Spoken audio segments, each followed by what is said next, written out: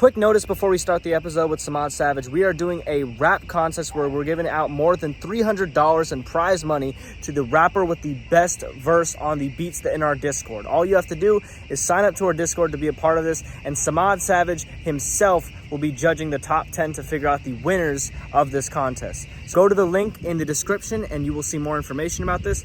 To be a part of this contest, you need to submit a verse on one of the two beats before July 12th, 12 a.m. Eastern Time. Important thing to remember, July 12th. All these submissions are due before July 12th, 12 a.m. Eastern Time, so get your submission in to one of the two beats in our Discord before that time and you are in. Now I'm done yapping. Enjoy the interview with Samad Savage.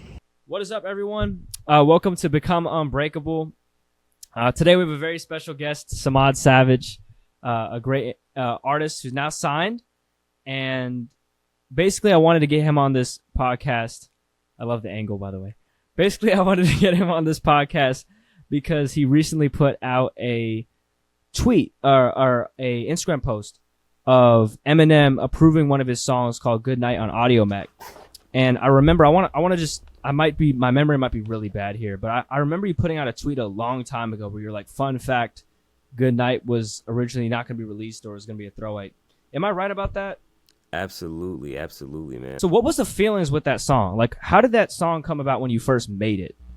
Like, I actually was like really depressed. The original name of the song was called Miserable Freestyle because I was just miserable.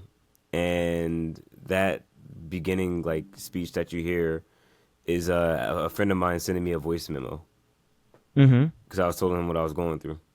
And you don't have to answer this if you don't want to, but did that feeling of being like depressed, did that have anything to do with your music career, like your career going in a certain way? Honestly, I don't know what I was stressing out about, to be honest. It probably was my music career though. Yeah, because I know that it brings a lot of like, personally for me, it brings a lot of stress. Yeah. And like, it's not like, it's kind of voluntary stress, in a lot of ways, but at the same time, it's like, you want to maintain a lot of things. I mean, as you know, with most arts, like a lot of people don't consider it like a real job. Although we put in, I would say, more hours than 9 to 5. But and with that kind of pressure, especially at the age that I was becoming, I was just like, I felt like the pressure was on. I didn't want to be like the family's disappointment and whatnot. I feel all of that. Yeah, I feel that. Yeah, I feel that. So, what made you release it? Because you were hesitant. Were you hesitant on releasing it because you didn't find a place for it, or you just didn't think it was good enough? And what made you release it? It wasn't a matter of whether it was good enough or not, but for me, it was like good enough to be a freestyle. Yo, I didn't even realize you hit your desk or whatever, because it just looked like you were just like shaking, like because it was like.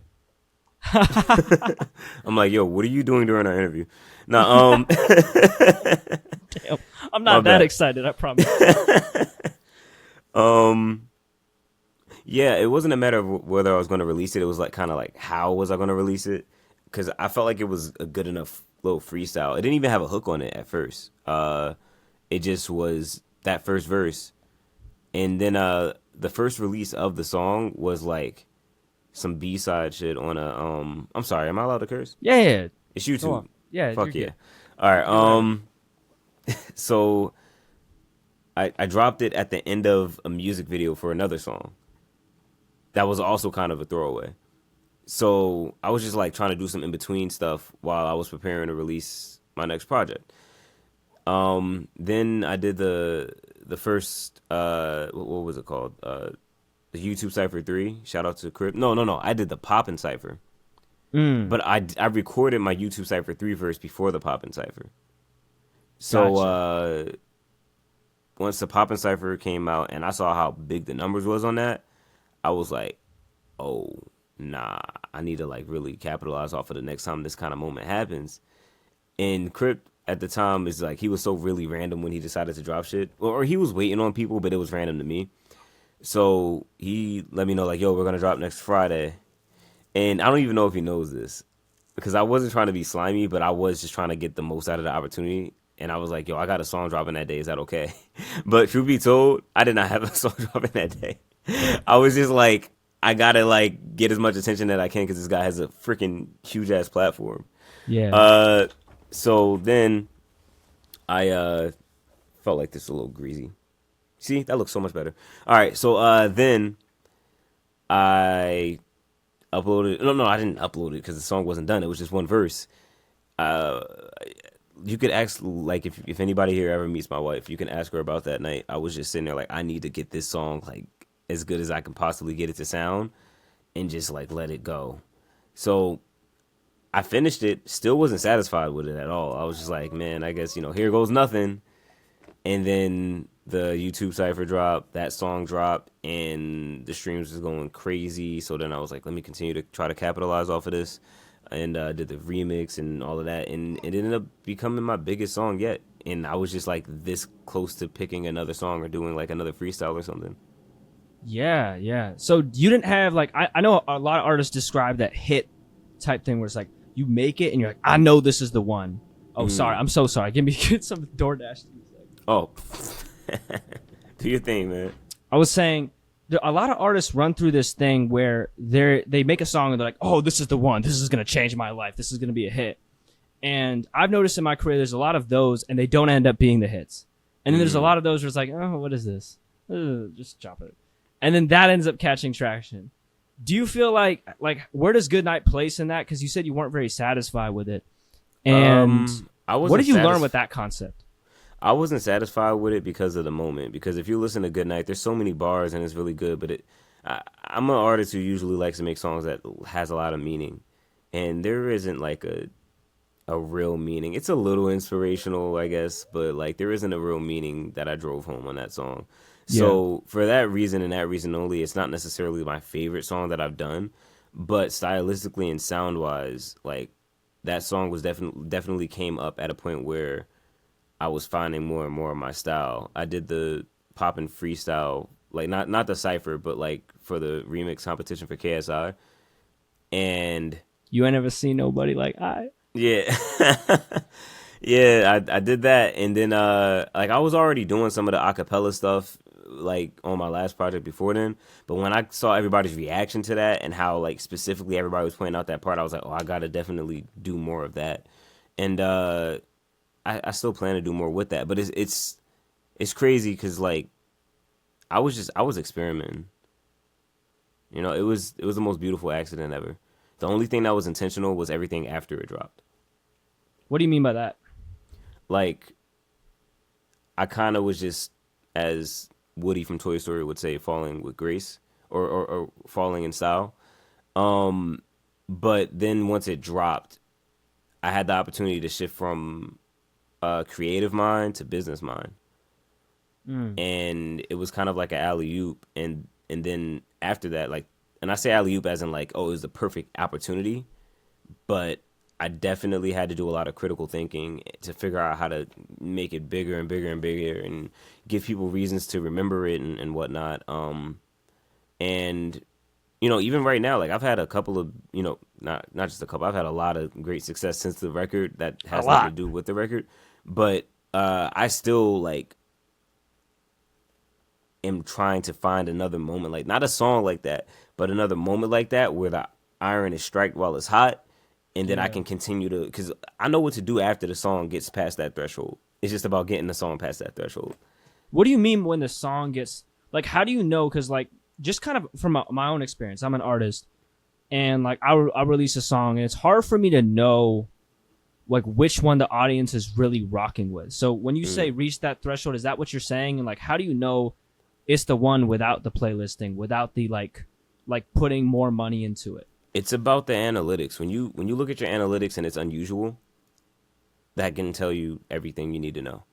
If it's unusually low, it's like, yo, I know you may love this song, but maybe right now is not the time for this record. If it's unusually high, you're seeing that you're getting like a lot more love than usual, then that means, put more effort behind that record as far as promotion goes. When did you see things really taking off for that? Like when you first dropped it? Really as soon as it dropped. Like I saw within a matter of probably about 2 days. The second that Spotify uploaded the stats, I'm like, whoa, this is different. And it was kind of like I had a song to grow with me as an artist because I was getting a lot of attention, and it was like the attention was funneling right into that record. So it was beautiful. I think I got the lyric video done right before too, and dropped it on the same day. So that was like the only thing I did prepping wise, but that was a dope ass lyric video. But Crazy. to be honest, shout out to my wife for thinking of the idea. Around, like Yeah. thing. I was like, the lyrics are doing their own little dance. Like I Yeah, don't no, know. shout out- That seemed like it took forever to edit. Yo, it did, but high key, I wasn't like necessarily in love with the idea until the final product came, and I was the one who edited it. Like that's the weirdest thing as an artist is like being unsatisfied with your art until like it's absolutely done, and you're like, oh, that's amazing. And then it's like a 0 to 100. It's just like, yeah, I hated this, and I added one thing, mm-hmm. and it's my favorite song ever. And it's like, it's not even like it's such a binary in my experience. It's like crazy. So it's like Yeah. trust the process type thing, right? Absolutely. I noticed like you said creative mind, and then you said business mind. Mm-hmm. So like, what do you think, in your opinion, kind of carried the song further? Was it like this? Do you think it was a song itself? And I know the song had a lot of power, but you did a lot with that moment. You had like the Crip thing, you had the KSI challenge, you had the Goodnight cipher, and you had the reaction videos you uploaded. So you did a lot to promote this song, and you had a music video that you teased for a very long time. So what do you think like did more for the song itself, or the actions that you made to push that song? I would say absolutely the actions, because that's like, although like YouTube rap world wasn't my target audience, I tried to, and ended up understanding that audience really quickly, and knowing what they like and what they wanted to do made it really easy for me. I noticed that most of the YouTube rap fans are rappers or some kind of like artists or whatever. Like they're usually creatives, and because that's what comes with YouTube. You see somebody doing something on YouTube, and you're like, I can do that. So playing off of that, and doing the producer thing too, you know, like in the giveaway money and all of that. But truth be told, man, like if I could go back, if I can go back, and if I was richer, I would have just paid those producers to do those records, because that is like still like one of the illest remix EPs that I've ever heard. Besides that though, knowing Crip's fan base listens to predominantly fast rap, and I had that one little section there, I did the challenge where everybody can, you know, whoever can rap it the fastest or the best wins such and such, and it trained people to listen to the song over and over and over again so they could learn that part. And then not only that, once it's stuck in your head, you're going to listen to it naturally. And also seeing a bunch of different people in the community doing this one thing is going to intrigue other people. Like it was kind of, I don't want to say it was easy, but it was definitely easier than a lot of other marketing plans I've had. Definitely. So then talk me through, like, you did all of this, and then you drop an album. God did? No, I'm sorry. God did, yeah. So you and God did all of this and worked super hard on it. And then you drop an album with a different version of the song. You do all these different things. You sign, and then this song that you made 3 years ago, or at least released 3 years ago, randomly just gets this other moment from one of the biggest artists in the world, approving it, handpicked. The gift that Talk me just through the keeps on reaction, giving. just emotionally. Talk me through this reaction. How did you find out? What was this like? Dude, I high key forgot that I submitted to it. I did it off some off chance ish. And for any Eminem fans out there, like y'all know Denon was on my last album, and Denon has been missing in action because he's working on a lot of different things I can't even speak about. But I had texted him like, "Yo, does he actually listen to the songs I submitted?" No response. Then I hit up somebody that I knew at AudioMac, like, yo, does he listen to it? Like, I'm not even trying to like get like a nepotism kind of thing going on where I'm like, yo, put me in. Yeah. I'm just like, I want to know if Eminem's going to actually hear me. That's all I care about. And no response from that person either, because they were actually doing a lot of shit too. So I forgot about it. I didn't even know the date that it was going to be announced or anything like that. And then I wake up like at 6 a.m. because my kid was crying. and I checked my email because why would I go and check on my kid after he's crying? No, I'm joking. I checked my email after I made sure he was okay. And then I saw like playlisted da da da. Like it wasn't Eminem announcing it. That like I just saw like playlisted, and I'm like, I'm never get playlisted on Audio Mac. I really don't even upload to Audio Mac like that. But after seeing that, I'm like, that's crazy. So I'm happy about it. I announce it. I'm celebrating it like minorly because I'm just like, that's dope. Like, all right, he heard me. All right, I'm in there. That's a good look. And then the next day when he, screenshotted the playlist and told people specifically like, yo, listen to these top 5. Like that moment was like, yo, this isn't just like his management like that accidentally came across the song. Like it really feels like it's just like him. And that's when it completely changed for me. And I thought about like the years and years and years that I've listened to Eminem. Like, and I still do to this day. Like, I think Music to Be Murdered About it was fire. Same. Yeah, Come on, it's very underrated. People just they hear a certain style and they just close their ears. Yeah. But anyhow, knowing that Eminem inspired that flow on the second verse too, and also like, dude, like one of the reasons I make music is technically because of Eminem. I remember I was listening to a song, "Sing for the Moment," and he said a couple of different things in that record that resonated with me, and it made me feel like for a split second, like I was really depressed at that age, and I felt like, damn, like I'm not alone. Somebody understands what I'm going through. And that feeling, I was like, dude, I don't care how I do it. I didn't even know I wanted to really be a rapper, but I knew that I wanted to transfer that feeling to other people. I wanted to make sure other people knew that they weren't feeling alone. Hence, listen to Bloom, "You Are Not Alone." Like, I'm driving that point home. So, yeah, knowing all of that, and then knowing that Eminem, like, really handpicked my record, it just meant the world to me. Like, I ain't going to cap. I'm not, I don't care how big I get. When it comes to the GOATs, I'm going to always pay homage. And I kind of have a top 5, and I feel like I'm, like, really canceling out everything. Big Pun is in there. I already rap with Chris Rivers. Not that Chris Rivers is so much more of an MC than just who his father is. I was a huge, sorry to interrupt. I was a huge fan of Three Wise Men, Denzel Porter, Chris Rivers, and Oswin Benjamin. They had a group, a team backpack group. Like Chris Rivers is really good. No, what an era. Yeah, but yeah, he's so dope, and I rapping with my favorite rapper's son since he passed, that would be the closest thing that I can get to rapping with Big Pun.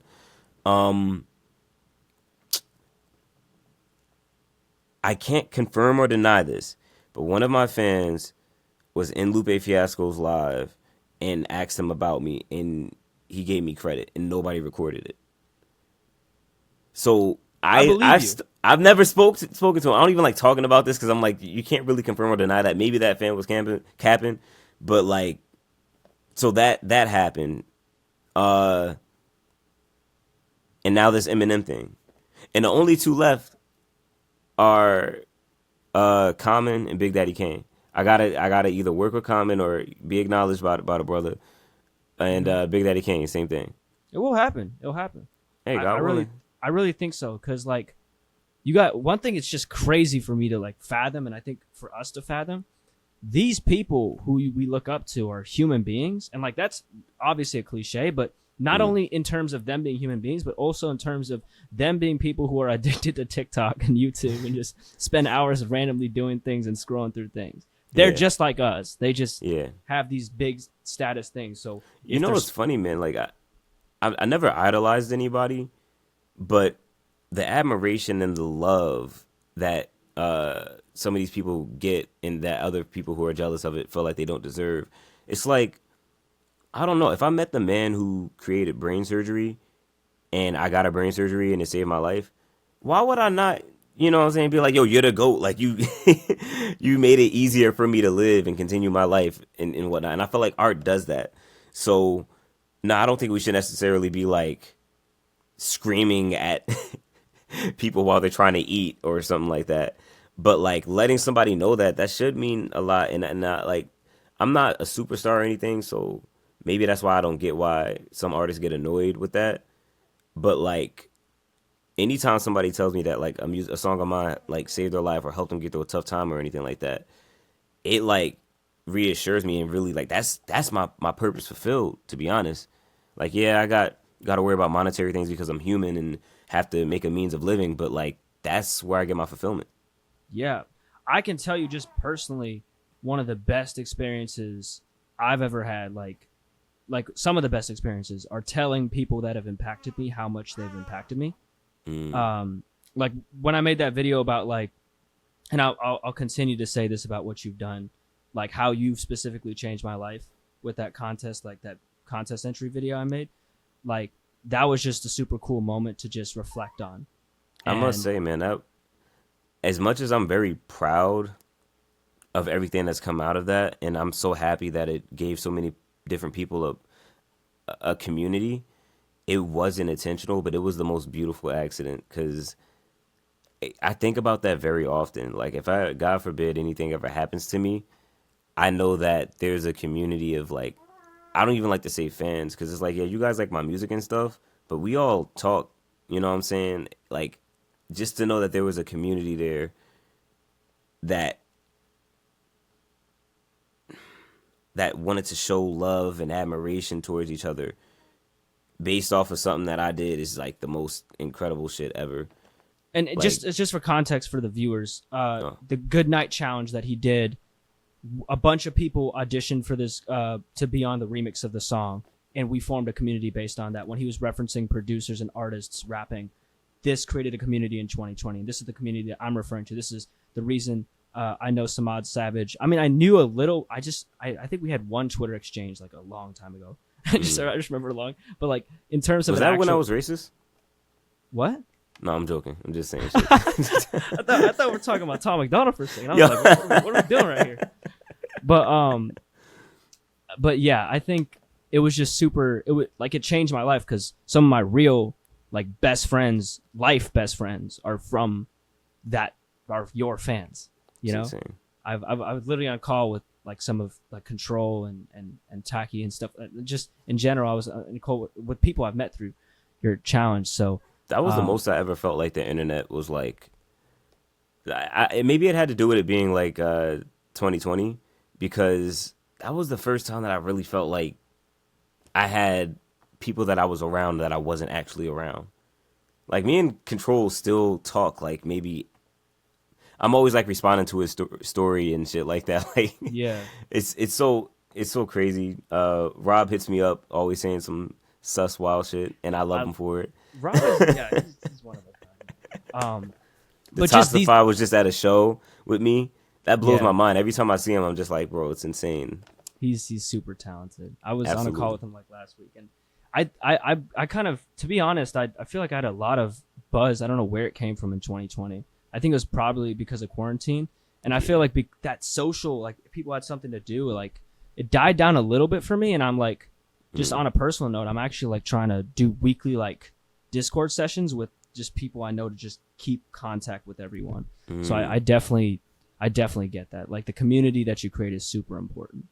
Yeah, I'm just trying to I'm trying to continue to do that in real life. You know what I'm saying? I can even say, well, I've done the biggest things in my career post 2020 than pre 2020 or even during 2020. But that sense of community in my fan base, I definitely felt dispersing the further and further we get away from 2020. And that's something that I'm trying to figure out how to achieve in real life. Yeah. You know what I'm saying? Like I don't like the fact that all of the like fan groups or stan groups or things like that are just online. Like I don't feel like people who like, I don't know, who like J. Cole are like, you're a J. Cole fan? Like, yo, we should all just meet up and talk about J. Cole. You know what I'm saying? Yeah. Like why doesn't that happen? Why is it always like a forum online? Any other situation when people like a specific thing, they all meet up together. Like I think it's just the ease of accessibility and like of online. People are just like, it's just the easiest thing to do, and also a lot of artistic connections are very vulnerable. So it's like, you can like Samad Savage, your friend can like Samad Savage, but does your friend like Samad Savage as deeply as you like Samad Savage? And do you feel more comfortable talking with people who like your music as much as you? Like, I know people in my school who like certain artists, but it's like they like them to different degrees. It's not like we can talk hip hop. They just want to hear it on a speaker, and that's fine. But like, it's just, I think the thing about digital spaces is you're more likely to find someone as individualized as you, because there's just a bigger pool of people. And again, the ease of accessibility allows people to be more vulnerable with less consequences. So those deep connections can be formed, based on my experience, just easier through online. But I do think that that's why you get so many vulnerable moments probably at your shows and just in person, because these people who created these relationships with you through the online content that you produce, like, feel comfortable because there's a paywall too. Like, all these people pay to be at your show. So it's like, I'm going to trust that the people around me love this artist as much as I do, and I'm going to bond with them. Yeah. I mean, that's one thing I can say. I mean, I'm talking about a superstar here, like a superstar, but like Beyonce fans, like watching the concerts and whatnot, and their unity, even in the Everybody on Mute challenge and whatnot, I'm like, that's beautiful. Like, to me, I don't know. Seeing people gather and agree on one thing always just does something for me. As long as it's positive. It's powerful. It's powerful. Yeah. And it can really help just you like find your purpose. And especially like people, I just think it's like, I just wanted to also bring up the fact that like, I wanted to hear your perspective on, there's this song, like just kind of a summary of everything. There's this song that you were hesitant on releasing. You were still kind of unsatisfied with. You released it and you literally changed people's lives, like the trajectory of people's music careers. You got Eminem's attention, Eminem's cosign. You got people going to your shows, saying it word for word. I saw Detox on that stage. Like, look at, like, I just want to know, like, this is crazy, right? Like this is a super cool experience. I don't even know if this is a question, but like, how does that feel?